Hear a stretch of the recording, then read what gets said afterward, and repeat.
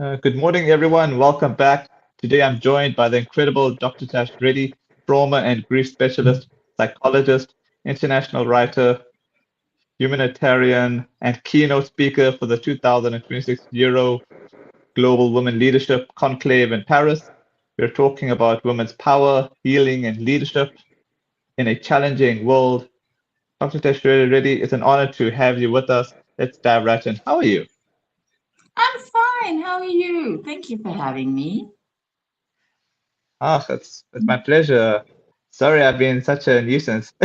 I know I've been like bugging to get you on the You know, on the. I Uh-huh. I really admire your persistence. It's actually something that inspires me to carry on as Wow. well. Mm. Okay, okay, that's awesome. Sorry, I'm just waiting for my PC to load. So yeah, no, I appreciate that because normally sometimes persistence can be quite can kind of be like a mosquito whereby people just want to like squash it. No, no, no. I'm sorry that it's been taking me long to actually respond to you, but I've had so much on my plate. So I'm glad that I'm able to be here with you today and we can talk about Hmm? power and about um, rising into it. Okay, so sorry, I'm just waiting for this to find the load. Okay, it's fine. I'll use my phone. Okay, your theme for this conclave is unleashing women's power, leading the future, shaping the world. What does true women's empowerment mean to you in today's evolving global landscape? Women's empowerment for me is about women learning every day, learning new things, learning what their rights are, learning what the rights of their children are, learning to stand up for themselves, learning to fight for what is rightfully theirs. So for me, it's a combination of things, and it goes across the spectrum of mental, emotional, physical, psychological. We often think that women's empowerment is just about standing and waving, putting your fist in the air and saying a war cry. Mm, It's not just that. It's about getting involved really deeply into the community, finding out the problems that's going on. And I think one of my um, advantages has been that I have been experiencing many of the challenges many of the women in our community face. So, as a result of that, I'm able to not just help them, but relate to them, relate truly to their story, and understand what it is they're going through, what their challenges are, what their emotional and mental space is, and help them through all of those things. So, for me, it's not just helping a woman by signing a petition. It's about helping a woman mentally, emotionally, physically, understanding the space they're in, taking them from a space of feeling total unworth to then feeling a sense of total power. And I think for a long time we've been taught that, or conditioned to believe that a woman in power is not acceptable. mm, A woman who has power, a woman who has a voice, a woman who can stand up for her rights is not acceptable. We are supposed to be submissive. We are supposed to be demure. We're supposed to be a certain kind. And I'm sure you've seen my new branding recently, and I think even with that, it's not me attempting to show that I'm the best in the world or any or a false narrative of me. It's for me to show women that they can they can unleash their power and they can be the things they dream of being and look the way they want to look, and that can be a motivation for them to work towards. That's my motivation for me, to work towards. So it's look, at the end of the day, I'm human first. yeah. I don't pretend to be somebody who knows it all. I don't. And every single day I learn new things and I look forward to learning new things. So woman empowerment for me is taking what I learn and sharing it It's about taking people who feel incredibly stuck in the situations they're in, like I felt uh, not so long ago, and then rerouting the mindset and saying, no, I it's normal to feel that way, but how about mm, I look at it into a different, from a different perspective? How about I look at it as um, something life is teaching me rather than something life is breaking me for, and I think that is a very important lesson for everyone to learn, is that never look at any negative situation as being negative and that the world is punishing you or God is punishing you or universe is punishing you. In all of those situations, it really is about the energy teaching you, empowering you, making you grow, making you stronger. So when you look at it from that point of view, you already put yourself into an empowering mindset. yeah, that's true, eh? All right, there's a comment question for you already, and I think it's kind of in a way touching on what you just said. Hi, Tash. I admire you. You are brave, beautiful, strong, and a winner. Thank you for standing up for us women. What was your most traumatic case you ever experienced when counseling other women? Oh, this was from Jitin Rishka, by the way. Yeah, Thank you so much for your love and support. I really appreciate that question. Unfortunately, I'm not allowed to discuss of what course, yeah. my experience have been with women in counseling women. Mm, It's confidential, but there have been incredibly traumatic cases that have even thrown me. Um, you know, um, Incestuous relationships in a home, um, women women going into competition with their children, fathers abandoning their children, um, domestic violence in the most brutal forms, children for children being abused physically, mentally, sexually, um, in within our communities. On Christmas Eve, we had more than 35 children, from a baby to about 7 years old, who all had to be taken to safe houses. So there's many traumatic cases. I don't think any case is not traumatic. cool. What may be traumatic for you may not be traumatic for someone Mm, else.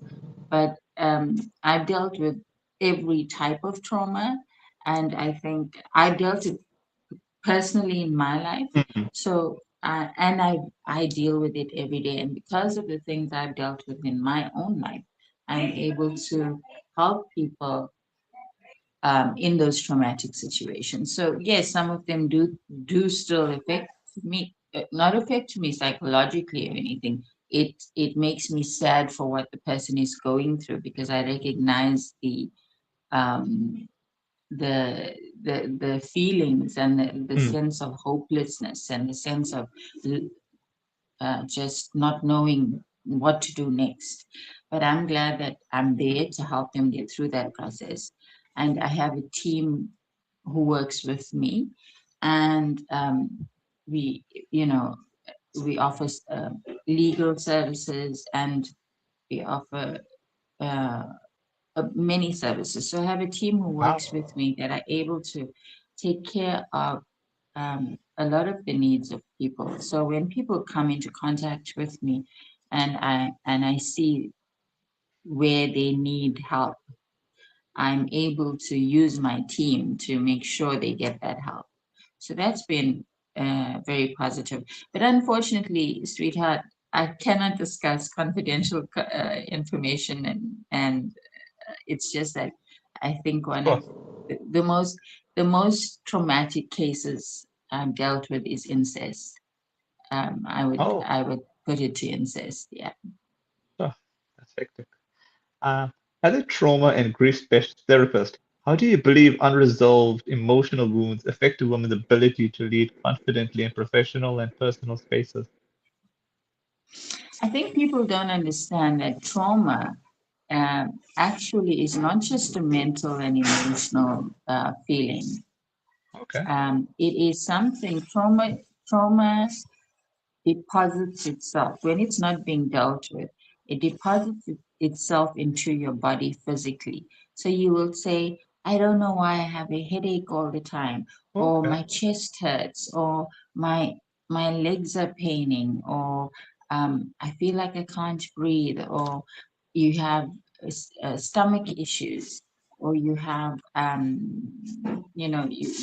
you find that you come up with there's a whole lot of physical symptoms that show up, and you go to the doctor and he says, but you don't have the flu and you don't have you don't have anything wrong. We can't explain why this is happening to you.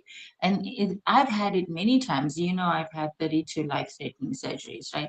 And I had it many times where people said, where doctors told me we have to perform the surgery, but it's idiopathic. We can't tell you what's causing this and why it's happening. So it was only through me being already a psychologist and me then choosing to specialize in trauma that I realized that all of these, the trauma, unsolved trauma, unresolved trauma, uh, was still lingering inside me and depositing itself into different areas of my body, causing those parts of my body to break down. You know that I just had a quad bypass, right? Heart bypass. Um, it, um, and that was something that took me by surprise because I had believed that I was in a good space. So, um, but it was actually that I was incredibly stressed. I was just managing it, but not taking care of it. So sometimes we manage things without taking, but without resolving it. We manage it, we keep it there, and we tend to most times as women, because we have so many commitments and um, so many roles that we have to play every day. We keep it there and we wrap it up into a little nice box and put it at the back of our heads and say, okay, I'll deal with that when I need to. But those things manifest and it comes back to you. And that's one of the things a lot of the people, men and women that I counsel, tell me, they have physical symptoms, and once they start changing their thought patterns, they those symptoms go away. So or so trauma is not just emotional and physical. Trauma is uh, um, or psychological. Trauma is a very physical problem. And one of the things I want to do in my advocacy around the world is make people understand that it is a health concern, and hopefully allow medical aids to actually cover trauma counseling and trauma um, assistance and trauma sessions or whatever um, people need in terms of trauma, grief, and life coaching to get themselves back on track. One of the things is, for some reason, the medical fraternity doesn't recognize it. And I don't understand why, when it is a real problem. I don't think anyone has escaped trauma. We have trauma from childhood, we have trauma from school, we have trauma from many different areas of our life. And we don't realize how it affects us until we make choices that we question later on. And then when we reflect on it, we understand that it actually came from a trauma that we went through. So many of our choices is based on trauma. Hmm, Effective. What are some of the most transformative stories you've witnessed in your work? Stories where women have turned trauma into leadership strength. Mm, gosh, I have so many. You're going to be here all day. You can Um, just give me the main. there is, there is a dear friend of mine, Dr. Aninda. She's a Okay. psychiatrist, Sedana. She's Okay. gone through horrible, horrible, horrible abuse, and she was able to come out of it in an area with that in a society and a community that carried a lot of stigma. She was able to rebuild herself in that. She had lost her identity completely, but she was able to rebuild herself and rebuild who she was. Um, there's my mom. You've interviewed her before, Yeah. who's gone through immense trauma in her life, and she's become an immensely, incredibly powerful woman. She's my greatest support and my best friend. There's so many women around me, Siddharth, that I can tell you, I look at them and say, wow. There's one of my patients right now who is going through a very hard time. Just like 2 weeks ago, she was willing to give up on everything, and now she's just from counseling with me. She's in a situation where she's picked herself up, and she's just doing so well. She's laughing again from her soul.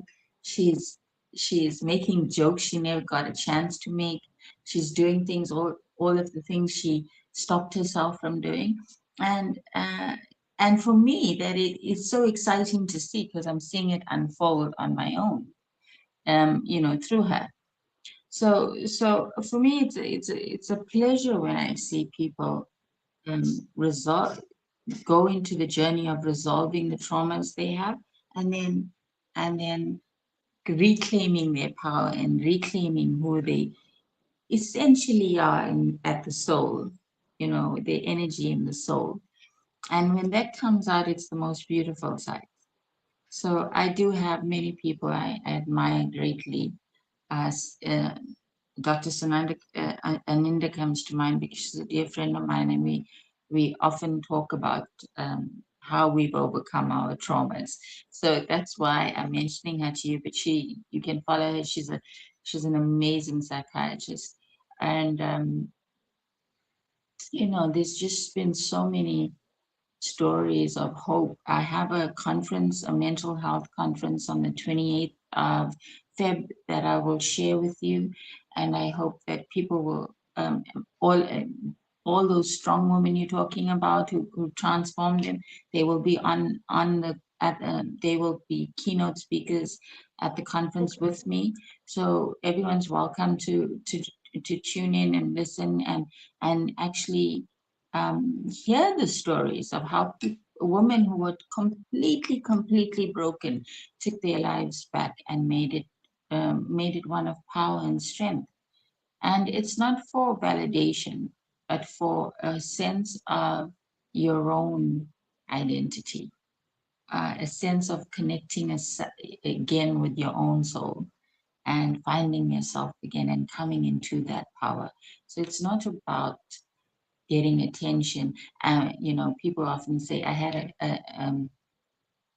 a message on TikTok the other day which made me laugh. The person said, "You think you're all that." And you know what? I do think I'm all that because I'm allowed to. But aside from that, no, I'm joking. Aside from that, why are we told not to think we all that? Why are we told to lessen Mm. who we are, to be smaller than who we are, to always Yeah. diminish our role and our voice and quieten ourselves? Why are we told that? If I want to be sexy, I will be sexy. If I want to be bold and confident, I will be bold and confident. If I want to say Yeah. something cheeky, I will say it. If I have an insane sense of humor, so if I want to make a crazy joke, I'll do it. So for me, Mhm. I will no longer allow people to dictate to me how I should look, how I should laugh, how I should use my voice, how I should um, go on my journey of power. I have earned it. I have gone Mm. through immense trauma to come to this point, and I've earned it. The thing is, they say when you hit rock bottom, you only can only rise up from there, right? Yeah. And Siddharth, I have it. I didn't just hit rock bottom. I hit it with a bang. I mean, the entire ground broke. So, um, coming back from that kind of trauma was an incredibly difficult experience, and an experience that was healing. Healing is not easy. Healing is a very difficult process. And for me, it was a very difficult process. Many people around me were affected by my process of healing. But when I healed and I found my place of healing, and I found my voice again, and I found my strength again, and I found my power again, the people that were affected then became people who became absorbed by my energy, and actually started to then in to then try to find their own energy on the same vibration. So yes, I believe that every day is a chance to reinvent yourself. Every day is a chance to claim your power. Every day is a chance to be amazing. Every day is a chance to learn. Every day is a chance to become more powerful. And you'll never do it alone. I'm not sitting here and saying, oh, um, I'm the some sort of um, superhero who did it all on my own. I have magic powers. No, I had the amazing support of my family. I had the amazing support of my children. I have a very, very tight circle. I have to add that, a very, very tight circle. And that came from learning. Um, but I have a very tight circle of very close friends that are absolutely dear to me. And yes, so it comes. The healing journey is not easy. And what I find is a lot of women, they would rather stay in their place of comfort, which is causing them misery, than take the step to healing because the work is too hard. Unfortunately, I need everyone to understand the only way you can heal is to do the work. It is work. If you're not prepared to do the work, you're not going to heal. And if you're not prepared to do the work, you're certainly not going to come into your place of power. So it is not an easy journey, but it is one that is most rewarding in all aspects. So I hope women do the work, and do come into their power, and do understand. So often we're told to say that our children are the most important thing, that our parents are the most important, society is the more important. But and you need to make yourself the most important person to you. When you are complete, and when you are whole, and when you are healed, everyone else will respond to the world the way you do, and you will find the people that share your vision and share your energy coming to you, and you'll attract those people. And the ones that can't, well, that's something you have to accept, because we can't change people. But you will, when you come, when you make yourself your own first priority, you will find your children will be better, your family around you will be better, the support around you will be better, and the people you attract into your life will be better. So for me, that is the most important thing. Be prepared to do the work to gain the empowerment and the power that you need. Wow. At global leadership platforms like this one in Paris, how important is it for women from different cultural backgrounds to share their experiences and strategies for empowerment? All right. So what I learned, Siddharth, in doing many, I've been very busy doing global talks, Mm. and what I found was that in different countries, we brought up differently. We have different languages, for instance. We have different codes of conduct, for instance. We have different laws. We have different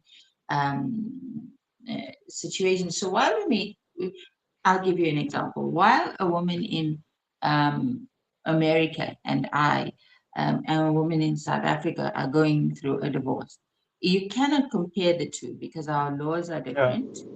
We've also been brought up in different, we have different upbringings. We have different perspectives on life. We've been exposed to different things. So, in order to form a global voice, you need to bring all of those things and merge it together, right? So, where I may experience a problem with, let's say, maintenance in this country. And in America, it's a given that, that they have different laws according to maintenance. So a woman who's experiencing, going through the same issue of divorce like I am, will not share my view because although we have the same issue, our our environments are different, our laws are different, our mindsets are different because of our upbringing and what we were exposed to. So coming into global leadership and bringing women together from a global forum on a global forum means that you're listening to all of the different perspectives on a common issue, on a common issue. So let's just take GBV, right?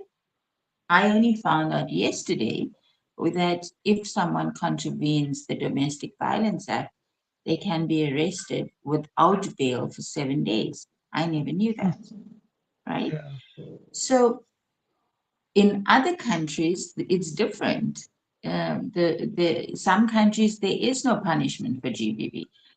In some countries, um, the law for GBV offenders is basically a slap on the wrist and don't do it again. So um, I know a friend of mine who's actually now making a registry, like you have the sex offender register, and she's trying to implement it in America at the moment. And she wants people to sign it. So when someone is at the first instant of GBV, their name gets put into the register. And I think that's an amazing initiative. And I wish that all countries can adopt that initiative, that at the first sign you get, and the first sign of GBV, you get your name in a register and you become a threat to society. So I think that's what our women and children need. When I opened Widowed South Africa, and then when it went international, I found out that while we were widows, we were experiencing many different things because every country has their own rules and regulations and laws about widows. So while I may have been lost a husband, while we both may have lost a husband, um, the way our rights were different. So when you're on a global platform, any woman who's going through those issues are able to understand it holistically. They're able to understand the problem on a global level, and they able to get sources of knowledge and inspiration from all those perspectives. And I think that's important. I think it's very important that you understand life from all perspectives, not just your own. That's true. You are also an international writer and humanitarian. How do these rules influence your vision for women's leadership over the next decade? I'm very respectful of Mhm. people's convictions. I'm very respectful of their cultures. I'm very respectful of their and accepting of their the way they were brought up, or the way they look at life, or the way they handle things. And I'm not somebody who says, I don't agree with that. I'm someone Mm. who says, okay, I'm not sure I understand what you mean. Please explain it to me so that I can come into position with them that allows me to see it from where they're coming from and understand why their conviction is so strong. Okay. So for me, it's about really, when you talk about humanity, that is the essence of humanity. The essence of humanity is accepting people from all walks of life, from all types, all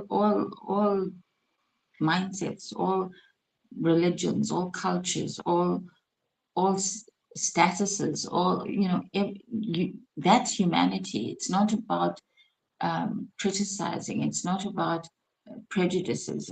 It's not about um, getting offended by someone else. I had someone say to me this morning that I will, and they said it to me, and I hope I get this right, but they said, "Do you know what Juma al Fidar is?" Yes, and I said no, and he said, It means the highest state of paradise." And he says, "I want you to know that I believe that you've reached the highest state of paradise." And now, it, because I'm not Muslim, I could not get offended by that. In fact, I took that as the Mm. biggest compliment, right? And I was even able to pay the respect back and say Juma Mubarak, and that is what I do around the world. I speak in their language. I'm accepting of their religion. I'm not somebody who says I will not do that because this Mm. is my faith. I will not accept that because I was taught not to. I will go and sit in a prayer. I will go and respect everyone and anyone, despite where they live or how or what car they drive or which house they live in. It's for me. It's that is the ultimate respect of humanity. That is humanity on a whole in its entirety. Um, and so I've been blessed because I've been able to experience that with many people on a global Awesome. level. Mm. Finally, for women attending the Euro Global Women Leadership Power Conclave Week, what practical mindset or tools can they take home to begin reshaping their own lives immediately? I think there's something people need to ask themselves. A very important question. What is missing in my life right now?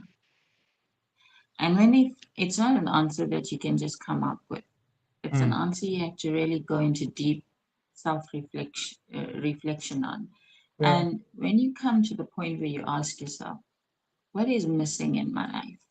You will find, and when you make yourself the priority in that question, don't talk about what's missing in your children's life and what's missing in your husband's life and what's missing in your your next door neighbor's life. Talk about you. What's missing in your life? And it'll give you an amazing realization of um, how much you've neglected your soul. And when you come to those answers, you're able to see just how much love you need to start giving yourself. And I think, going back to your prior question where you said a writer, I think understanding humanity as a whole has made me a writer that's able to write things that's relatable worldwide, because I understand the issues worldwide. We all have common issues. You never think that your story is worse than anyone else's, or um, it is unlike anyone else's. It's not. People every day are experiencing trauma of a insane magnitude. So never be arrogant about your trauma or what you're going through. Never deny that you're going through something. Never look down on someone else that's going through it. Um, and then I want I want men and women to really go and look at themselves and say, what is missing in my life? Put yourself, make yourself the center of that question. Only you, not anyone else, only you. And when you start writing, when you start really reflecting and you start writing down the things that you're missing, it could be as simple as, I haven't laughed from my soul for years.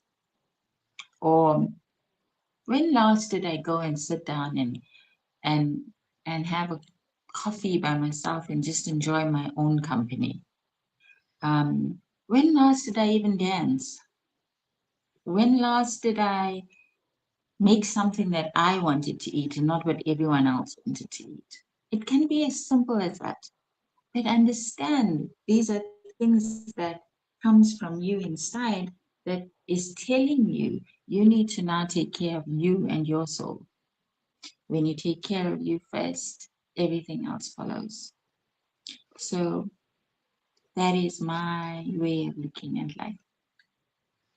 That's really awesome and beautiful. And yeah, thanks again for your time and hope to catch up with you in the future. Yes, no, I do, because I have the virtual mental health conference coming up. There's also Global Hearts coming up as well. Wow. That's in there's in Africa, and the mental health is in New York. So there's a lot of things coming up. So I'm hoping that people come on, they join, they they become part of it. And like I said, I want people to know that trauma is very real. It's not depression. Don't associate trauma with depression. Trauma on its own is very real. And yeah, I need for people to understand that. And because trauma causes depression, and people don't realize Okay. that they are not Okay. separate issues. So yeah, I hope people, you know, log in, join, watch, support me. Um, and yeah, and I do daily motivations every day, like you know. I have so I have books available, I have resources available, I have a team working with me. So regardless of what you're going through, just know that there's help available, and there's help from people that have actually gone through it, so they know exactly how to help. And we're here. Awesome. Take care. Thank you, Siddharth. Have a good day.